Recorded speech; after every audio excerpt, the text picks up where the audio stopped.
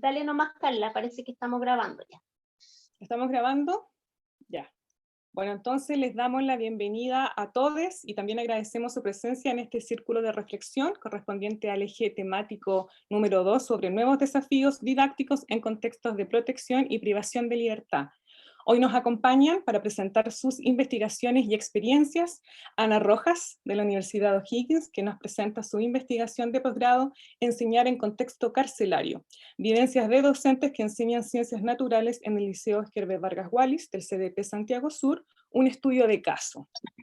También nos acompaña Luisa Muñoz y Alejandro Barría, que nos presentan su experiencia en Sename titulada Actividades socioeducativas sistemáticas y recreativas en contextos de encierro.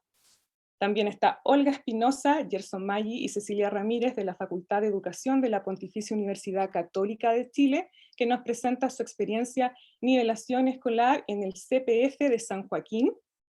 También está con nosotros Cecilia González del equipo ACE de San Joaquín de la Fundación Tierra Esperanza, que nos presenta su experiencia titulada Talleres socioeducativos en el contexto de pandemia, experiencia de intervención participativa por medio del arte.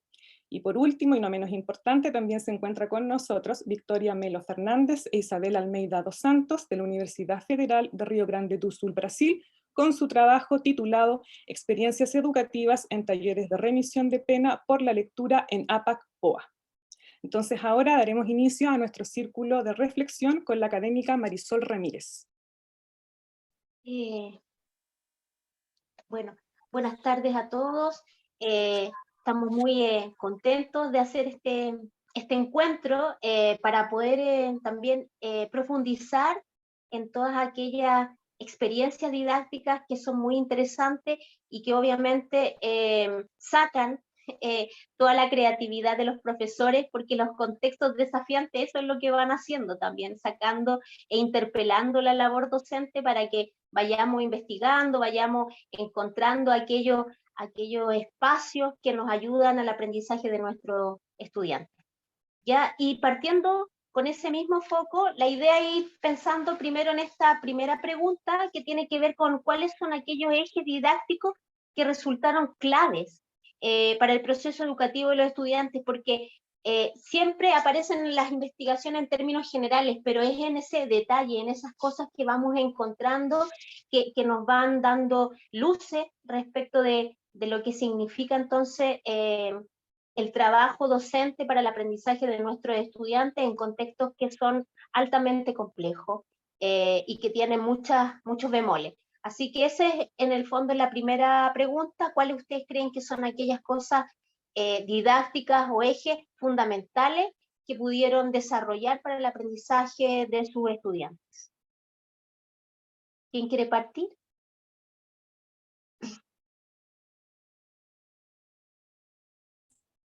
Yo, si quieres, puedo partir. Sí, dale, Olga. Sí, yo creo que algo bien interesante, lo he refrescado, digamos, a partir de las conversaciones que hemos tenido con nuestro equipo y preparando la presentación también, es que creo que un eje clave que nos orientó fue como este equilibrio, o no sé, o estos dos aspectos que estaban, que era como la planificación y la flexibilidad, ¿ya? Porque por una parte nos propusimos desde un primer momento como tener un plan de acción súper claro de qué, o sea, qué queríamos hacer, o sea, en el sentido de que era centrarnos en habilidades básicas, en lectura, o sea, en lenguaje y en matemática, pero con una idea como más de habilidades más que de contenidos, como algo que fuera útil más allá de una preparación, algo como más para la vida. ¿Ah? Y transmitir también eso a las estudiantes, o sea que nosotros teníamos un plan, una propuesta curricular, una propuesta didáctica, ¿ah? Y lo hicimos como muy evidente, lo entregamos físicamente y pensábamos que todos esos gestos eran importantes, o sea, como decir, esto es serio, lo que estamos haciendo en el sentido que nosotros lo estamos tomando muy profesionalmente y muy en serio este trabajo, entonces entregarles una planificación, esto es lo que queremos hacer, lo vamos a hacer así. También va a haber una lógica de evaluación, pero para ir como monitoreando el aprendizaje, o sea, toda una propuesta, pero que a la vez todo lo que ocurría en el entorno y tenía que ser flexible. Y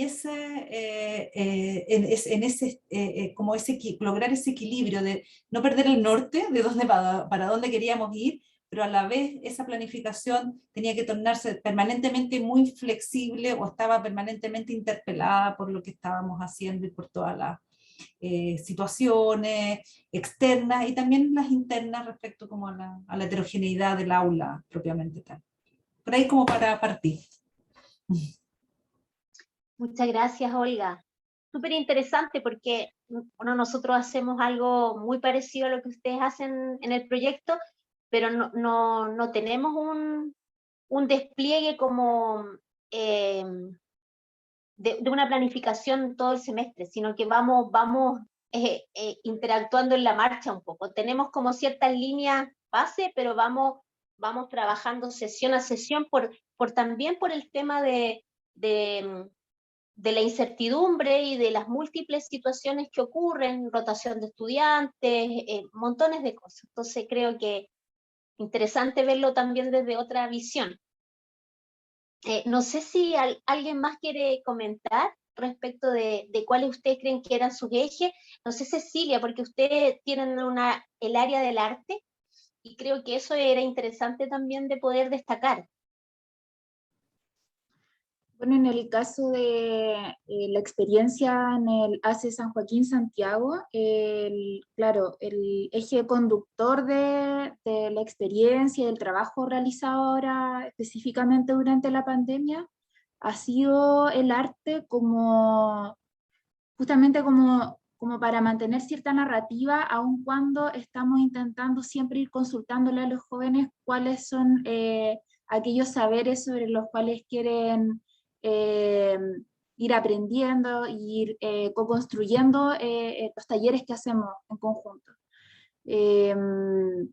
Estamos trabajando con esta metodología a partir de la pandemia porque al inicio nos pasó que teníamos que como que ir probando distintas cosas porque cada semana o cada día era como una nueva realidad, era como esta semana nos decían que ya no íbamos a volver al centro, a la otra semana era como van a volver una vez a la semana, luego 2 veces y después ya se suspendieron las visitas y solo quedamos nosotros, se había ido a la escuela, se habían ido talleristas, entonces frente a eso el programa de apoyo socioeducativo vino como a tapar una suerte de vacío, pero también a buscar de alguna manera, desde esta mirada del arte, un diálogo con los jóvenes, porque era un momento en el que todo era un poco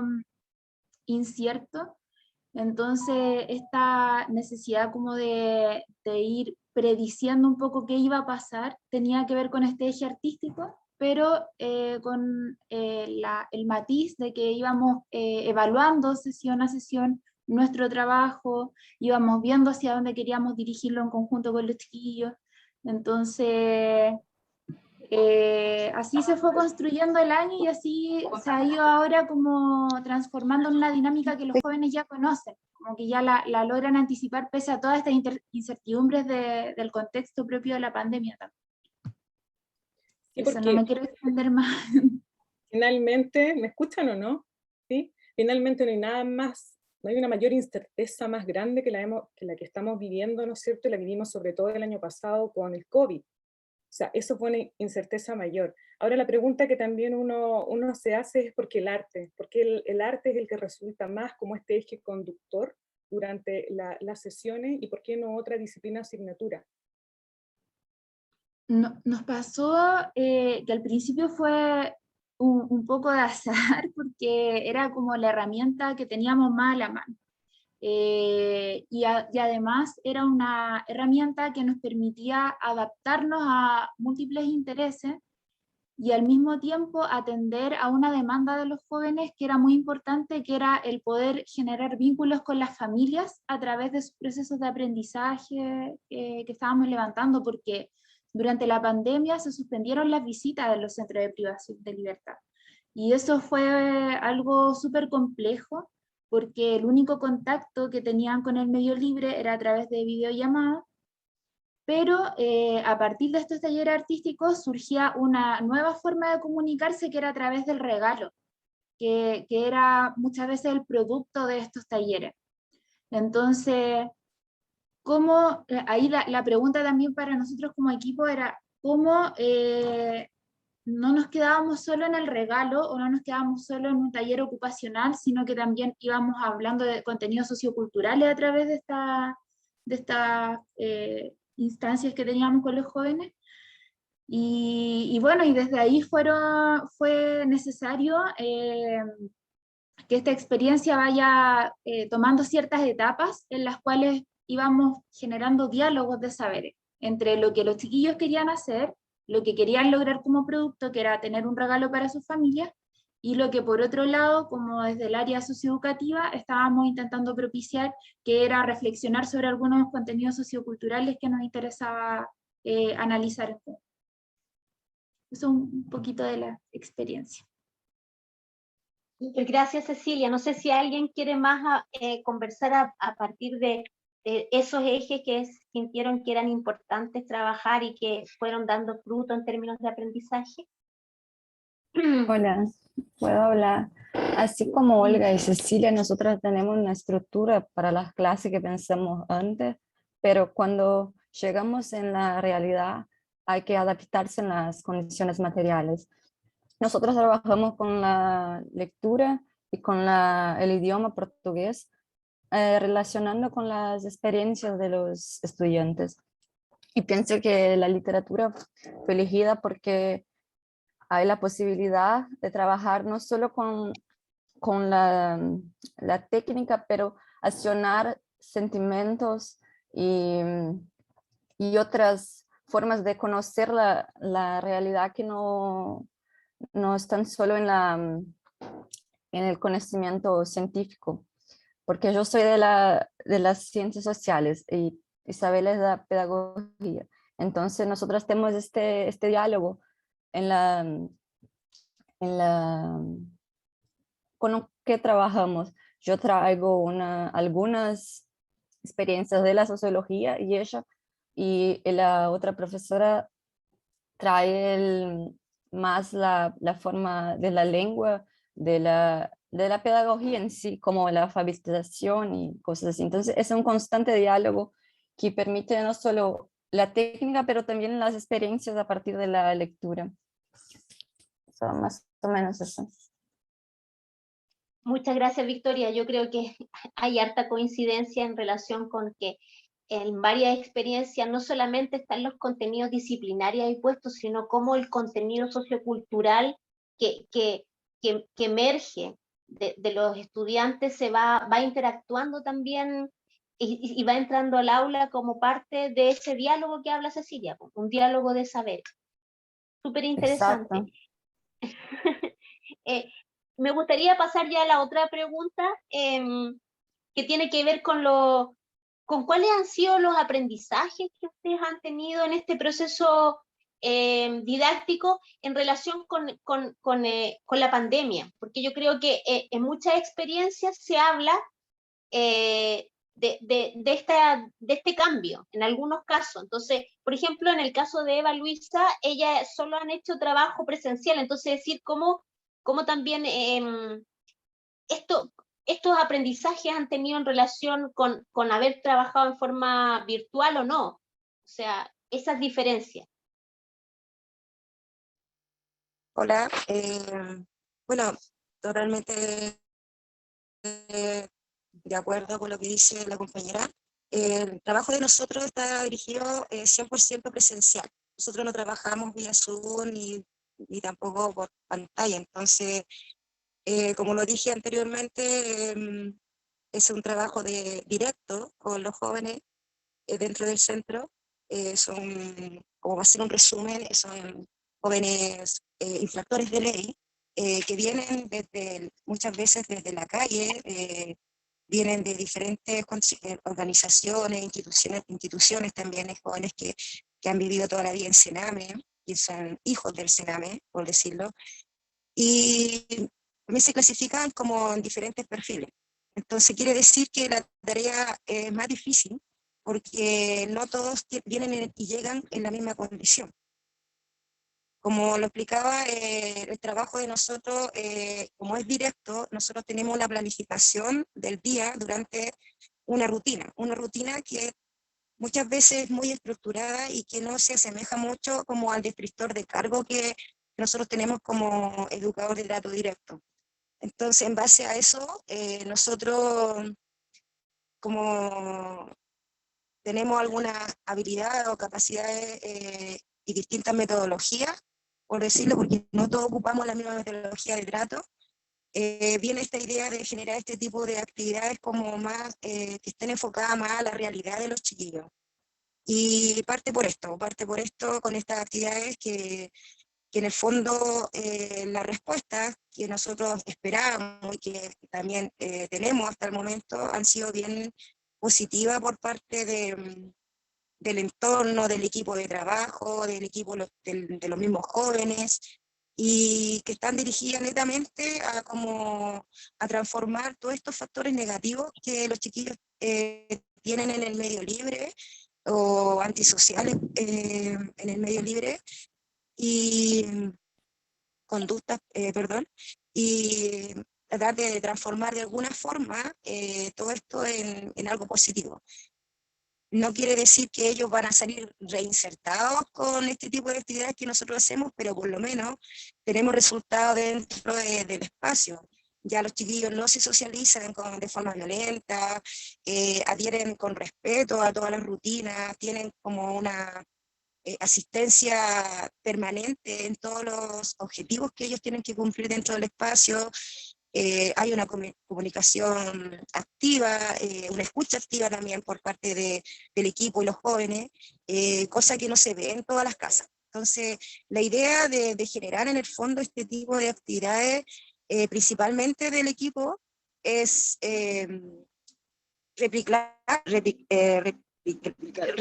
a las otras unidades, y esperamos en el fondo que el centro pueda trabajar de forma consensuada, unificada, y todos como dirigida a la reinserción. Y como dije anteriormente, o sea, es difícil, pero lo menos se va a llevar algo aprendido de nosotros.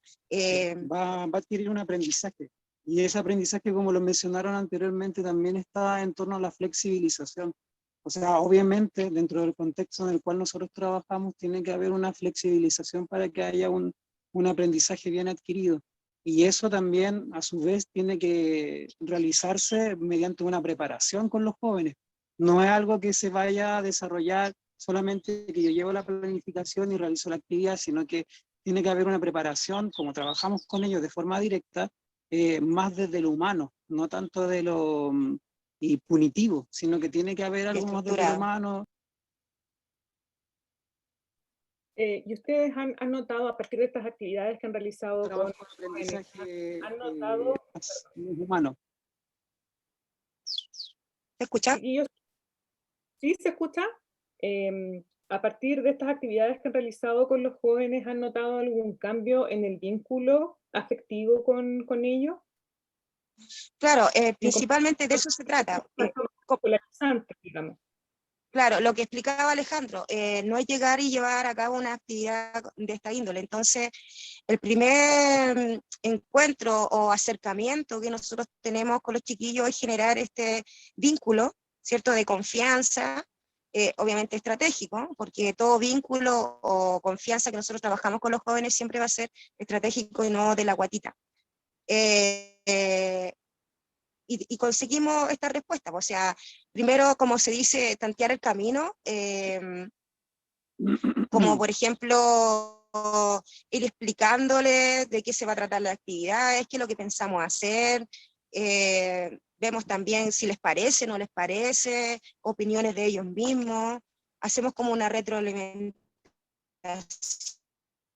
primero dentro del equipo, cuáles serían como los pros y los contras que podemos tener dentro de la actividad. Los jóvenes y los aprendizajes netamente están desarrollados en lo más kinestésico, por lo tanto las actividades se generan a través de lo que es movimiento corporal y no quedarse quieto escuchando, o sea, un tema solamente visual o audiovisual, sino que sea un aprendizaje en movimiento, ya que los jóvenes de acá son jóvenes los cuales nunca se van a quedar quietos y siempre van a estar en torno pensando, viendo la posibilidad de hacer algo distinto, hacer algo diferente, y su aprendizaje es netamente kinestésico.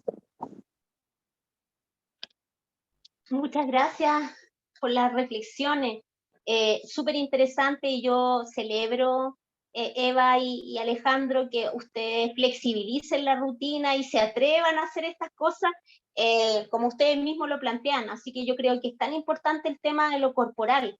Ya, no sé si están las chiquillas acá que trabajaron en la Casa del Niño, que también intencionaron un trabajo con el cuerpo. Así que, no sé si, Caterine, tú puedes decirnos algo respecto de eso para alinearlo un poco con lo que venía diciendo Alejandro respecto de que es tan importante el trabajo con el cuerpo.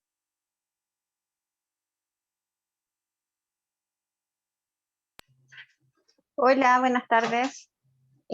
Mira, yo la verdad, experiencia en cuanto al tema corporal, no me manejo mucho, pero sí me manejo en el tema del arte, porque bueno, conjunto con Cecilia, trabajamos en actividades grupales en CIP en San Joaquín, y yo tengo un diplomado en arte terapia. Por lo tanto, fue, como decía mi compañera, algo fortuito en que comenzamos a hacer este trabajo grupal basado en algún regalo a la familia, pero posteriormente pude emplear este aprendizaje que tuve en cuanto al arte. Entonces, en un comienzo fue todo experimental, pero hoy en día nos hemos dado cuenta que los jóvenes llegan en su emocionalidad a un momento a la calma. Entonces lo que hacemos en las actividades cuando son específicamente basadas en un proyecto artístico es que los jóvenes pueden tener ese minuto de reflexión que se puede llamar, o casi como de meditación, en donde ellos se encuentran consigo mismos al estar trabajando, logran sentarse, logran, dentro de todo el contexto que podemos visibilizar, que es que el joven está anímicamente bloqueado, que está pasando por una situación muy complicada, pero sí se puede tomar unos minutos, aunque sea, y poder trabajar dentro de esta emocionalidad a través del arte. Entonces, esa experiencia ha sido muy, muy enriquecedora para, por lo menos yo puedo visualizarla, y los jóvenes se pueden concentrar y llamar a este momento un momento de calma, un momento consigo mismo, a pesar de que no están solos en las casas, están con muchos compañeros, pero sí encontramos este minuto tan rico en donde ellos se pueden encontrar un ratito consigo mismo o bajar por lo menos la emocionalidad, estar un poco más tranquilos, reflexionar a veces, y ahí uno puede encontrar en ese momento la comunicación con él, donde se produce este minuto de calma que yo lo llamo yo. El joven puede reflexionar, tú puedes conversar con él, baja un poco anímicamente, entonces está predispuesto a hablar. Y es una conversación activa, una conversación muy rica que se da con los jóvenes, la cual nos hemos podido vincular además con ellos. Eso te podría aportar por mi parte. Muchas gracias, Caterine. Súper interesante lo que han ido logrando con estos procesos. No sé si alguien quiere más hablar respecto de estos aprendizajes que nos dejó la pandemia en el proceso educativo. Dale, Ana. Perdón, sí. Sí, bueno, si bien la investigación que yo realicé no fue en pandemia, he estado en contacto, digamos, con los participantes desde ahí, y bueno, en el Liceo Herbert Vargas Wallis ha sido como un poco distinto a lo que nos contaban recién aquí los compañeros, porque no han podido realizar, justamente, se ha perdido el vínculo presencial, como que todo eso que venía, digamos, de alguna manera en el continuo del trabajo vincular, del acompañamiento y la presencia que incluso ayer nos contaban, ¿cierto?, en la charla inaugural, se ha visto interrumpido. Entonces el trabajo, como de alguna manera como el corazón en que estos docentes están trabajando, que tiene que ver justamente con ese acompañamiento, esa presencia, de alguna manera todo lo que se va haciendo presencial en el cuerpo a cuerpo, en el día a día, se perdió. Y eso ha sido tremendamente difícil también de sobrellevar,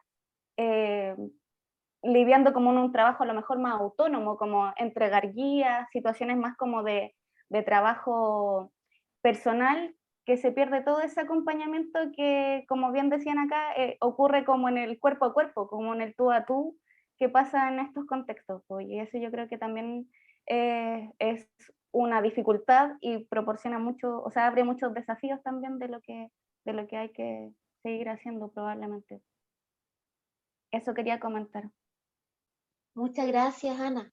Y bueno, yo creo que en honor al tiempo, me gustaría partir ya ahora los desafíos que ustedes tienen respecto de, Marisol. o sea, los desafíos didácticos. Sí, Marisol, dime, Cecilia. pero súper cortito, que estoy súper de acuerdo con Ana.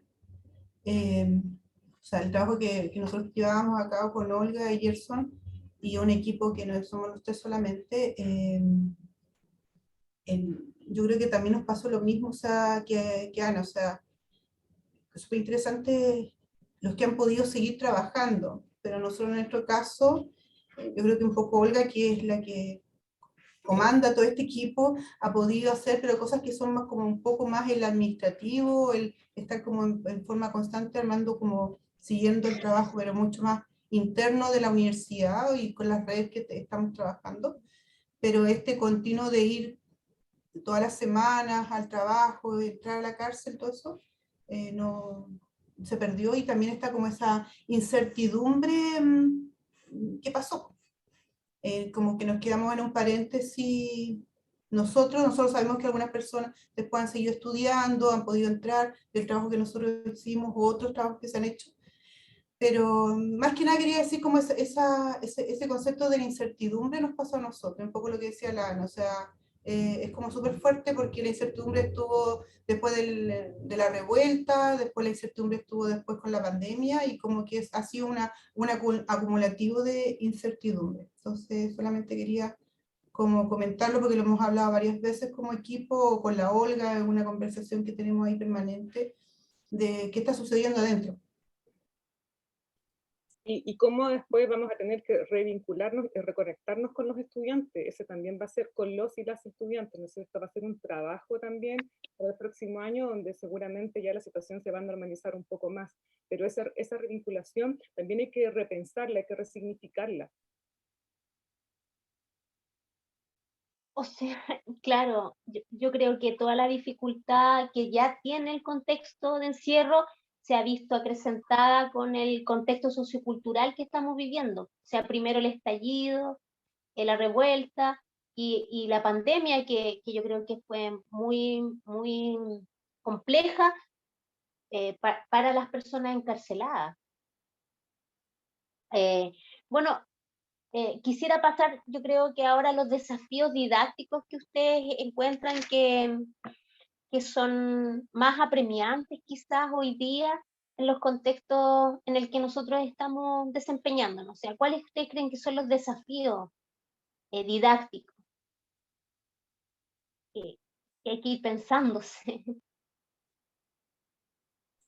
Yo creo que uno, principalmente o sea, lo que se acaba de decir, ¿no? Es cómo retomamos el vínculo. Nosotros, que como les decía, esto de esta lógica de la planificación y la flexibilidad, pero también estaba mediada por esta idea de la continuidad. O sea, todas las veces, o sea, y de la perseverancia de parte del equipo de estar ahí, aunque a veces estábamos mucho rato afuera, no podíamos entrar, ¿ah? Pero ahí estábamos y llegábamos, y aunque a lo mejor por situaciones externas, nuestra clase de 1 hora y media o 1 hora 20 se reducía a 20 minutos, a 15 minutos, por todos los aspectos que eran que no estaban fuera de nuestro alcance, pero ahí estábamos, era como un mensaje de perseverancia y de decir, aquí estamos. Y luego nos pasó en el contexto de la revuelta, porque apenas hubo varias semanas que no pudimos ir. Pero apenas pudimos, ahí estuvimos. Entonces fue como el mensaje, aquí estamos, si no nos hemos ido, o sea, no volvíamos porque no podíamos estar. Pero después viene la pandemia y ya es 1 año y casi 2, ¿no es cierto?, en que no hemos podido ingresar y eso es como reconstruir nuevamente el vínculo, reconstruir también las dinámicas, ¿no? Parte importante de los desafíos tienen que ver con la docencia, con lo que uno hace intraaula, con la flexibilidad, todo lo que dijimos, pero también a lo mejor con volver a establecer la alianza con las autoridades del recinto, ¿no es cierto?, para porque nos vuelvan a visibilizar y a validar, porque si bien nosotros tenemos una comunicación más o menos permanente y fluida con las autoridades, pero eso no significa que no tengamos las dificultades que siempre se dan para poder ingresar a los recintos. Entonces hay que como volver a trabajar con eso. O sea, son como distintos, yo diría como distintos círculos, como que va desde lo micro, que es como la relación con las estudiantes, en nuestro caso, con nuestro equipo y con las autoridades, y como es como volver así, hay que volver a reconstruir muchos vínculos para poder darle la continuidad al trabajo. Un gran desafío. Sí, se viene, es duro. Cecilia, cuéntanos, ¿qué opinas? Bueno, antes de la pandemia en San Joaquín se hacía mucho trabajo con organizaciones sociales y que venían del medio libre a hacer ciertos talleres, y creo que ese es un gran desafío que creo que ahí vale la pena cuestionarnos cómo nos seguimos vinculando con el medio libre, aun cuando ya sabemos que pueden haber como estas idas y venidas de las dificultades propias de la pandemia. Cómo vamos pensando unas pedagogías que no incluyan el abandono en algún momento, porque los jóvenes están muy solos. La soledad como parte de la prisión es yo creo que uno de los puntos más agudos que afectó durante la pandemia a la salud mental de los jóvenes que se encuentran privados de libertad. Y creo que desde ahí es importante, a partir de los aprendizajes que fuimos viviendo, cómo nos seguimos vinculando, cómo seguimos estando presentes, y de repente esa presencia no necesariamente es algo físico.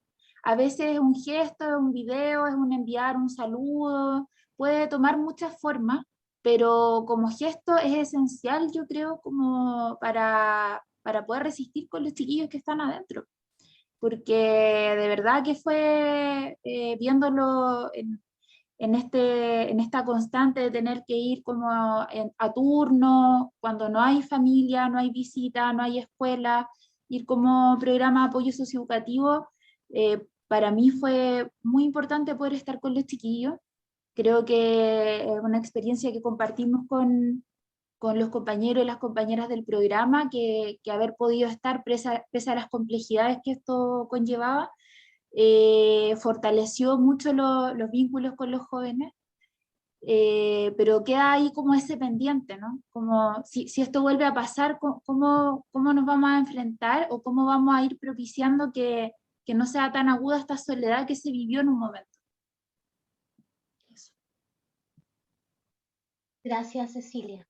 Sí, pues, o sea, hay todo un desafío de recomponer los vínculos también, y de trabajar la emocionalidad a partir de estas crisis que hemos vivido. O sea, yo creo que todos hemos sufrido la pandemia de alguna manera, más aún los chicos o las chicas que están en estos contextos, creo que se les agudiza mucho más la situación. No sé si alguien más quiere hablar sobre esos desafíos didácticos que se van forjando a partir también de estas experiencias. Marisol, yo al mirar todas las presentaciones, escuchar y verlas, como tú dijiste, que sirvió mucho más que fuera una escritura, y comentarlas también hoy día, lo que me pasó fue darme cuenta, y un poco lo que decía la Olga en su intervención, no es solamente es como reconstruir un trabajo que tiene que ver con materiales didácticos, con todo lo que implica, pero me di cuenta que a lo mejor también esta misma red que ustedes tienen, tiene que ser también algo como mucho más constante, porque fue como, había como un paréntesis en mi vida desde cuando habíamos trabajado pocas veces en el 2020, alguna reunión, alguna actividad de conversación interna de la universidad, especialmente con Olga o con Gerson, pero especialmente con Olga, y entonces creo que esto fue como volver a repensar muchas cosas. Nosotros todavía no podemos ir, y no sé cuándo vamos a ir tampoco, eso lo tendrá que comentar a lo mejor la Olga, no sé, pero creo que esto fue como interesante, para mí me sirvió cualquier cantidad como ver, me imagino muchas personas, el no estar solo en algo, hay harto trabajo y hay hartas cosas que se podrían hacer, leer investigaciones, trabajo práctico que se han hecho, trabajo de infancia, trabajo con jóvenes, el trabajo como disciplinar específico de alguna área de las ciencias, todo eso fue como súper interesante. Entonces, algo que no lo tenía en mi, entonces yo creo que de ahí también hay como un principal desafío didáctico como de que exista como una vinculación constante de compartir los materiales y las actividades, porque yo creo que también algunas cosas las hicimos también desde la incertidumbre o desde lo que creíamos que debería ser, como yo soy profesora, lo pienso desde una sala de clase tradicional y aquí era el desafío otra cosa. En la clase tradicional todos los estudiantes van toda la semana a clase, aquí era una semana teníamos 30, la otra semana tuvimos 10, después 2, después 1, después volvíamos a tener más, o se cambiaban porque también pasaban cosas internas que no sabíamos lo que estaba pasando. Bueno, todo eso que ustedes también todos saben, así que no es cosa, no estoy diciendo nada que no sepan, pero me refiero que aquí hay un desafío para mí es con ustedes, como todos los que estamos aquí, como también nos organizamos. Eso. Creo que en ese sentido es súper importante mantener los vínculos y también sistematizar las experiencias educativas que han sido exitosas, que a ti a lo mejor te han resultado exitosas, compartirlas también con otros, con otros, para que ellos puedan adaptarlas a su realidad. Entonces, el sistematizar, el asistir a seminarios, a congresos o a círculos donde se compartan experiencias educativas es sumamente importante para que esta realidad sea aún más relevada y visibilizada también. Sí, bueno, Cecilia, yo creo que hemos estado desde hace harto tiempo tratando de vincularnos más. No siempre es fácil, pero a mí me pasa lo mismo que a ti. Yo miré todas las presentaciones y creo que hay cosas que son comunes, que vamos encontrando pistas, y estas pistas se van repitiendo yo miraba lo que hacen ustedes, que es muy parecido a lo que hacemos nosotros con Marcela en la U, y claro, hay diferencias, pero sí, vamos encontrando como puntos. Yo creo que es súper importante sistematizar. Hoy día estamos tratando de hacer esta instancia, por eso también la ocurrencia de que fueran post, presentaciones audiovisuales. O sea, es un aprendizaje también porque, bueno, los que somos profesoras, a lo mejor tú también compartes eso con Cecilia y Olga, nosotros, yo conocí la cárcel siendo profe en la universidad. Entonces, claro, para mí ha sido también un aprendizaje y creo que ha sido un lugar que me ha interpelado mucho. Y creo que eso me ha hecho también desafiarme, desafiar también lo didáctico, porque acá efectivamente tenéis que pensarlo mucho, ser muy creativo, porque tienes que encantar a gente que se ha desencantado anteriormente con el espacio escolar, que ha sido expulsado muchas veces del espacio escolar, que han sido estigmatizados por ser pobres o porque no se adecúan en términos conductuales. Entonces, yo creo que todo eso nos hace que tengamos que ser muy creativos, y en eso yo me parece que hemos encontrado pistas que son similares. Y eso es la idea, de empezar a sistematizar, a compartirnos. Ya en este minuto, en esta sala, yo tengo 3 estudiantes que han sido parte del Departamento de Estudios Pedagógicos, entonces esa conexión se va dando también. Así que yo creo que podríamos hacer más, sí, pero también están todas las limitantes de los tiempos y de los múltiples dispositivos que tiene la universidad que nos tienen a veces muy secuestrados. Eso. No sé si alguien más quiere plantear algún desafío que haya sentido que no está dicho.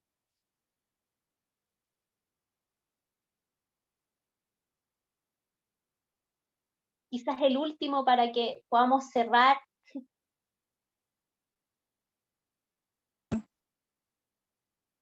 Bueno, a nosotros nos pasa de que uno de los desafíos que tenemos como educadores, ¿cierto? Esperamos, la verdad es que, que los jóvenes adhieran a todos los espacios educativos dentro del centro, pero con una mirada más humana, responsable.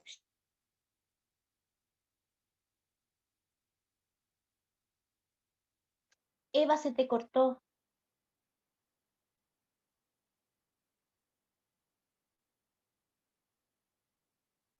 No podemos Que no sea que los chiquillos logren. Hola, ¿me escuchan? ¿Nos escuchan ahora? Sí, ahora sí. Ya. Bueno, lo que estaba comentando Eva era que aquí el efecto como de...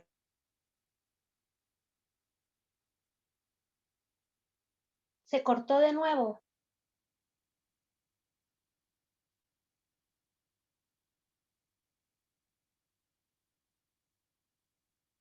Yo creo que se les cortó ahí. Sí, me parece que se les cortó a los chiquillos.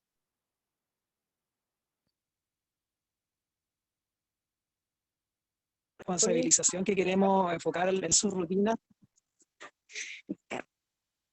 Hemos estado acá todo el rato. ¿Ahora se escucha? Sí, ahora se escucha. Se cortó, parece, nuevamente. Sí, están mal, con mala señal. Sí. Están en el SIC ellos. Bueno. Yo creo que en honor al tiempo... Nosotros la escuchamos bien. Ya, pero Ya, nosotros lo que pasa no lo escuchamos. Ya.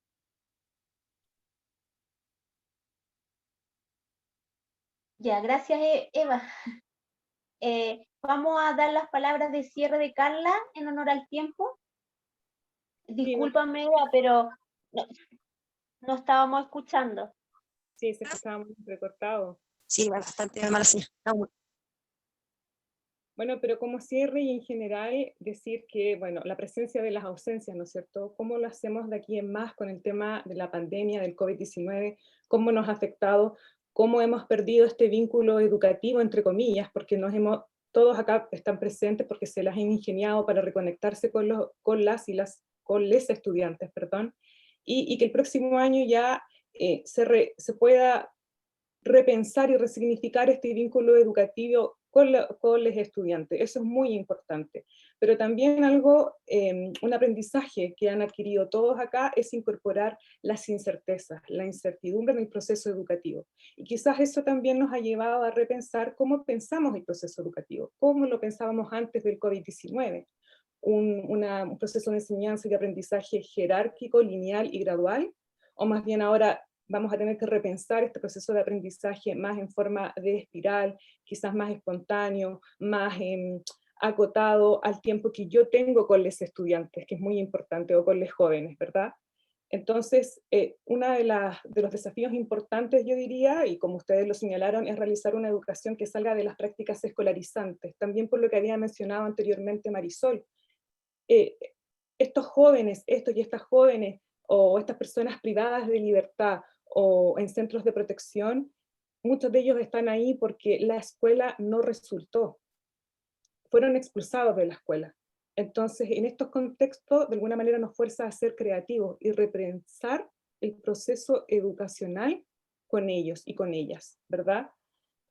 Otra de las cosas que también surgió acá, y es como la columna vertebral y un eje muy importante, es el tema del arte, cómo las actividades artístico-culturales son extremadamente relevantes y son un gatillante para que los estudiantes se motiven por el aprendizaje, por aprender, por ampliar sus referentes y horizontes culturales, ¿verdad?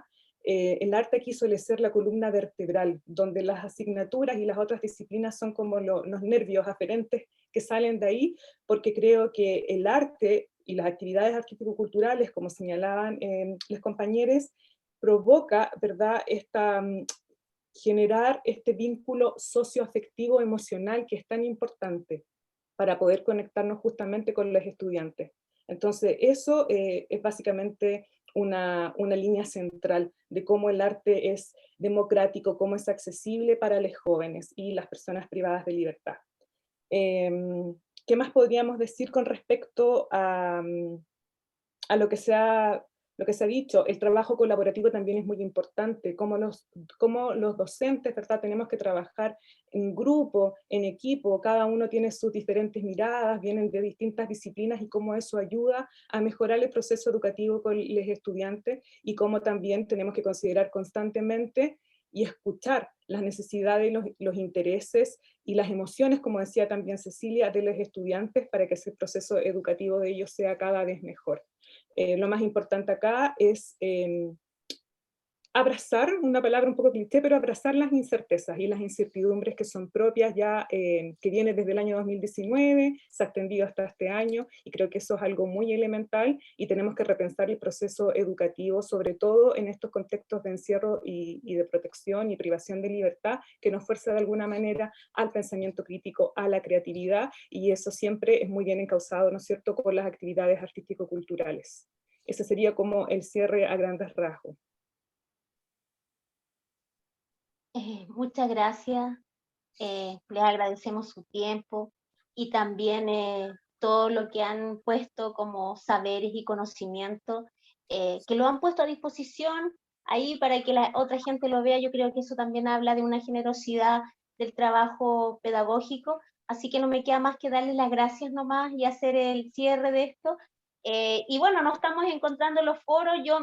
Tengo algunas preguntas que se me han quedado, no las he podido hacer por el tiempo, pero van a estar colocándose allí respecto de sus presentaciones. Así que muy agradecida del encuentro, y que estén muy bien. También agradezco a cada uno de ustedes, y agradecer también el compartir su experiencia y los trabajos. Los pósteres audiovisuales están buenísimos, así que muchas gracias por esta instancia, por su participación. Gracias. Gracias a ustedes. Gracias. Que estén muy bien. Chao. Chao. Chao. Muchas gracias. Chao, gracias. Chao, que estén bien. Chao.